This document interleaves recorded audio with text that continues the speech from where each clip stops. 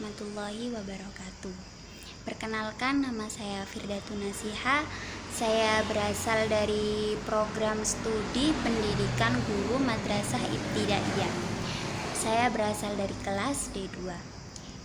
Di sini saya akan menjelaskan apa tugas saya yang berjudul atau yang bertema ontologi dan metafisika. Nah, di sini saya akan menjelaskan tentang yang pertama pengertian ontologi dan pengertian metafisika. Yang kedua saya akan menjelaskan tentang objek kajian ontologi dan metafisika, dan yang ketiga adalah saya akan menjelaskan tentang aliran-aliran ontologi. Yang pertama, pengertian ontologi. Pengertian ontologi itu berasal dari bahasa Yunani yaitu ontos dan logos. Ontos sendiri ini memiliki arti ada atau disebut dengan being, dan yang kedua logos ini memiliki arti pengetahuan. Jika digabungkan, ontologi ini adalah ilmu yang mengetahui tentang hakikat yang ada. Hakikat sendiri itu apa? Hakikat itu seperti realitas kenyataan. Yang kedua, metafisika. Metafisika itu juga berasal dari bahasa Yunani, yaitu meta dan fisika. Nah, metafisika ini memiliki arti di balik realitas atau di balik kenyataan. Ontologi ini ilmu ontologi ini sudah muncul pada abad ke-17. Nah, ontologi ini merupakan aliran filsafat yang paling kuno. Nah, sebenarnya ontologi dan metafisika itu hampir sama-sama mencari tentang hakikat. Dan apa kaitannya ontologi dan metafisika? Ontologi dan metafisika ini saling berkaitan. Yang pertama, ontologi ini merupakan ilmu yang menjelaskan tentang hakikat sesuatu. Nah, metafisika ini merupakan menjawab dari tentang hakikat yang sebenarnya gitu. Jadi saling keterkaitan. Metafisika itu dibagi menjadi dua. Yang pertama adalah metafisika khusus dan yang kedua adalah metafisika umum. Metafisika umum itu sering disebut dengan ontologi, yaitu ilmu yang membahas tentang yang ada itu. Nah, yang ada ini dibagi menjadi tiga. Yang pertama, yang ontologi yang ada dalam angan-angan. Yang kedua adalah ontologi yang ada dalam kemungkinan, dan yang ketiga adalah ontologi yang ada dalam kenyataan. Yang pertama, ontologi dalam angan-angan. Ontologi dalam angan-angan ini saya akan memberi contoh misalnya pada alam barzah ya. Alam barzah ini manusia belum pernah merasakan, belum pernah melihat alam barzah itu seperti apa. Akan tetapi manusia itu memiliki angan-angan bahwa alam barzah itu ada. Yang kedua adalah ontologi yang ada dalam kemungkinan itu seperti pada orang pada zaman dahulu berkeinginan untuk bisa terbang lah. Dari situ seiring berjalannya waktu muncullah pesawat terbang lah. Ini bisa dikatakan bahwa orang yang ingin terbang tadi itu bisa terbang melalui pesawat terbang gitu. Jadi ini dinamakan ontologi yang ada dalam kemungkinan. Dan yang ketiga adalah ontologi dalam kenyataan. Ini merupakan fakta yang dapat dilihat oleh panca indera, yaitu kenyataan yang dapat dilihat, yaitu kenyataan yang pada alam sekitar kita ini. Terus metafisika khusus ini dibagi menjadi tiga. Yang pertama metafisika khusus kosmologi, yang kedua antropologi, dan yang ketiga adalah teologi. Yang pertama kosmologi. Kosmologi ini tuh membahas tentang kosmologi di sini tuh membahas tentang alam, ketertiban dunia, tuh, menyangkut tentang alam-alam. Yang kedua antropologi ini merupakan metafisika khusus yang membahas tentang manusia, bagaimana hakikat manusia itu. Yang ketiga adalah teologi. Teologi itu merupakan apa? Aliran yang membahas apa? Bukan aliran. Teologi itu merupakan apa ya? Aliran yang membahas tentang ketuhanan yang melalui akal. Dalam apa? Teologi ini tuh dibagi menjadi 7 macam. Yang pertama adalah teisme. Paham teisme ini merupakan paham yang mengakui adanya Tuhan. Tuhan itu yang menciptakan alam raya ini.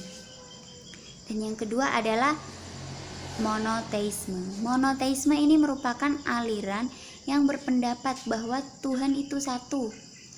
Nah, seperti pada ajaran Islam, yaitu apa?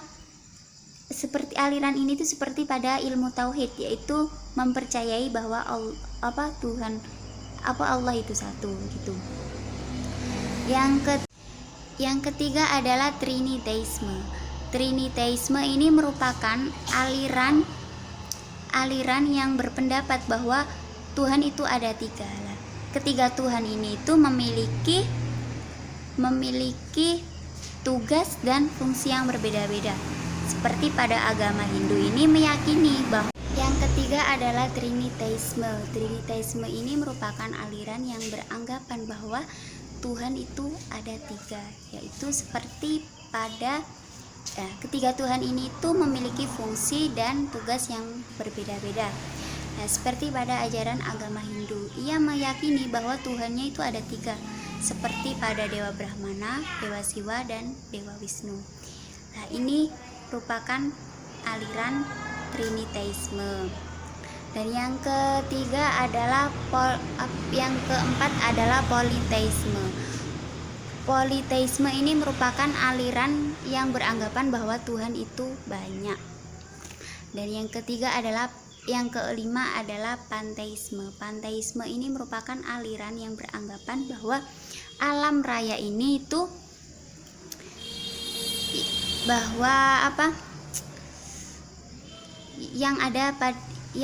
segala yang ada pada alam ini tuh adalah Tuhan dan alam ini tidak ada jarak. Dan yang keenam adalah ateisme. Ateisme ini merupakan A itu memiliki arti tidak, dan teisme merupakan memiliki arti keyakinan.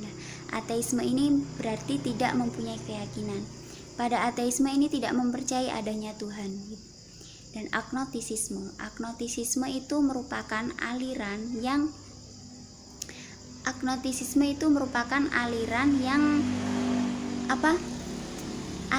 yang berada di tengah-tengah antara paham ateisme dan paham teisme, antara paham yang meyakini adanya Tuhan dan paham yang tidak meyakini adanya Tuhan itu. Selanjutnya yaitu objek kajian ontologi dan metafisika. Objek kajian ontologi adalah yang ada dalam individu maupun yang ada pada umum, yang terbatas maupun yang tidak terbatas. Sedangkan objek formal ontologi adalah hakikat seluruh realitas atau yang nyata. Sedangkan objek kajian material ontologi adalah sebagai sesuatu yang ada atau yang mungkin ada. Yang dikaji dalam ontologi ini merupakan alam dan manusia. Hasil kajian alam dan manusia itu akan memunculkan ilmu-ilmu, yaitu seperti ilmu sosial dan ilmu alam. Ilmu sosial ini merupakan ilmu yang digunakan manusia, itu bagaimana cara bagaimana cara manusia itu bersosialisasi dengan manusia. Dan yang selanjutnya itu objek kajian metafisika. Objek kajian metafisika itu seperti pengalaman manusia yang telah diabstraksikan. Itu seperti pada contohnya itu ketertiban, nilai-nilai manusia begitu. Sebenarnya kita itu sebenarnya mempelajari metafisika itu sudah dulu kita. Seperti pada dulu kita sekolah SD ya, kita ada mempelajari ilmu matematika. Ilmu matematika ini merupakan termasuk juga ilmu metafisika, karena dalil-dalil matematika itu juga merupakan dalil-dalil metafisika. Contoh lain yaitu Bapak filsuf pertama kali, yaitu Bapak Aristoteles, yang menyatakan bahwa unsur alam itu adalah air. Kenapa air? Karena dia beranggapan bahwa air itu merupakan sumber kehidupan manusia. Dilanjut dengan Anaximander. Anaximander ini merupakan murid dari Bapak Aristoteles gitu. Jadi Anaximander ini juga memiliki anggapan sendiri bahwa unsur alam ini juga berasal dari udara gitu. Kenapa Anaximander itu berasal dari udara? Karena udara juga merupakan sumber kehidupan gitu. Nah, jadi dari kedua pernyataan ini itu diambil melalui akal pikiran, melalui otak, bukan melalui agama gitu. Yang ketiga adalah aliran-aliran dalam ontologi. Aliran-aliran dalam ontologi ini itu ada beberapa. Yang pertama adalah monisme. Monisme ini merupakan menganggap bahwa hakikat yang asal itu dari kenyataan itu satu, tidak dua. Monisme ini dibagi menjadi dua. Yang pertama materialisme dan yang kedua adalah idealisme. Materialisme itu merupakan aliran yang beranggapan bahwa sumber asal itu materi, bukan rohani. Baginya, yang sesungguhnya yang ada itu bersifat material gitu. Yang kedua adalah idealisme. Idealisme ini merupakan aliran yang beranggapan bahwa yang ada pada dunia ini itu merupakan ide. Tuh.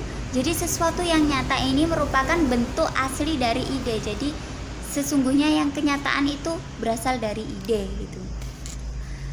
Yang kedua adalah dualisme. Dualisme ini merupakan aliran yang mencoba untuk menggabungkan antara paham materialisme dan paham idealisme, karena kedua paham ini itu saling bertentangan.